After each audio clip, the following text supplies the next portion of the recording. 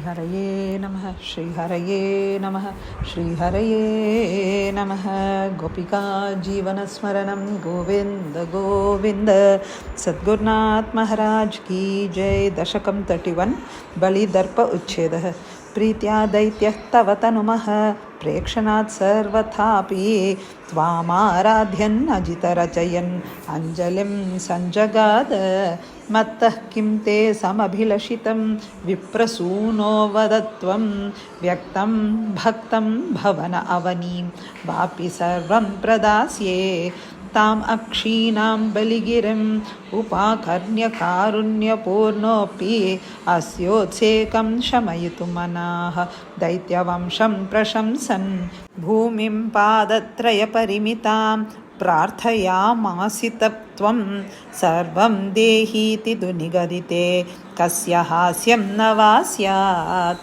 विश्वेशं मां त्रिपदमिह किं याचसे बालिशस्त्वं सर्वां भूमिं वृणु किममुनेत् यालपत्वां सदृप्यन् यस्माद्दर्पात् त्रिपदपरिपूर्त्यक्षमः क्षेपवादान् बन्धं चासावगं नदतदर्होऽपि गाढोपशान्त्यै पादत्रय्या यदि न मुदितो विष्ठपैर्नापि तुष्येत् इत्युक्तेऽस्मिन् वरद भवते दातुकामे ततोऽयं दैत्याचार्यः तव खलु परीक्षार्थिनः प्रेरणात्तं मामादेयं हरिरयमिति व्यक्तमेवाबभाषे।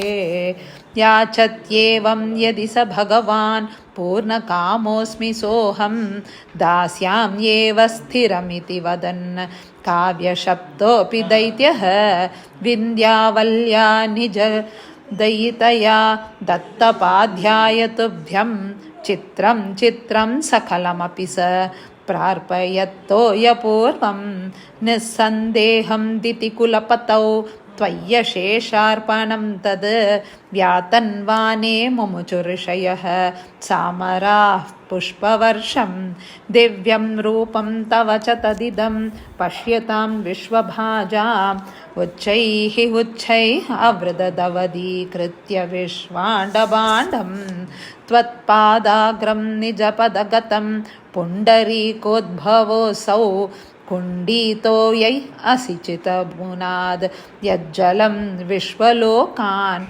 हर्षोत्कर्षात् सुबहुननृते केचरै उत्सवेऽस्मिन् भेरीं निघ्नन् भुवनमचरत् जाम्भवान् भक्तिशाली तावद्दैत्यः त्वनुमतिमृते भर्तुरारब्धयुद्धाः देवोपेतैः भवदनुचरैः सङ्गता भङ्गमापन् कालात्मायं वसति पुरतो यद्वशात् प्राग्जिता स्मः किं वो युद्धै इति बलिगिरा तेथ पातालमापुः पाशैर्बद्धं पतगपतिना दैत्यमुच्छैरवादीः तात्तीरीकं दिश मम पदं किं न विश्वेश्वरोऽसि पादं मूर्ध्नि प्रणय भगवन् इत्यकम्पं वदन्तं प्रह्लादस्तं स्वयमुपगतो मानयन्नस्तवीत्वाम् दर्पोचित्यैर्विहितमखिलं दैत्यसिद्धोऽसि पुण्यैः लोकस्तेस्तु त्रिदिवि विजयी वासवत्वं च पश्चात् मत्सायुज्यं भज च पुनरित्यन्वगृह्णा बलिं तं विप्रैः सन्तानितमखवरः पाहि वातालयेशः।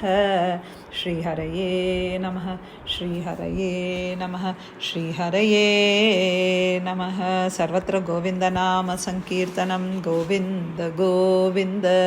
नारायण अखिल गुरोर्भगवन् नमस्ते। राधे राधे।